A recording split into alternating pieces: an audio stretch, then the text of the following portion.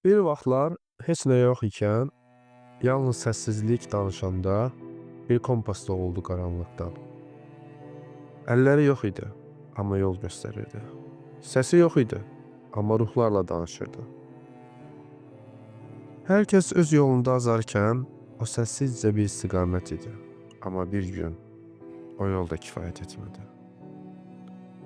Çünki təkcə yol bilmək yetməzdi. O yolun mənasını da anlamaq lazım idi. Və o zaman qədim bir dərənin kənarında küləyin səsi ilə vərəqlərə çevrilən bir danışan kitab uyandı. Kitab danışmırdı. O danışanda sən özünü eşidirdin. Sözləri səs deyildi.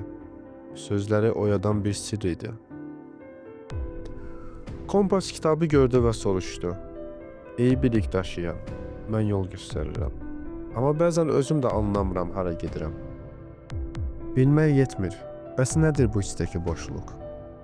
Kitab cavab verdi. Yol göstərmək gözəldir.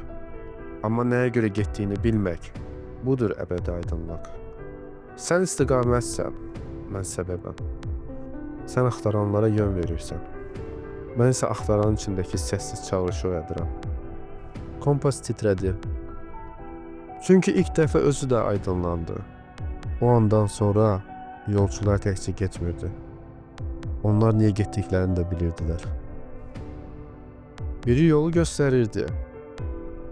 Digəri sözü pıçıldayırdı. Və hər ruh bu iki əşyanın səsində həqiqəti tapdı.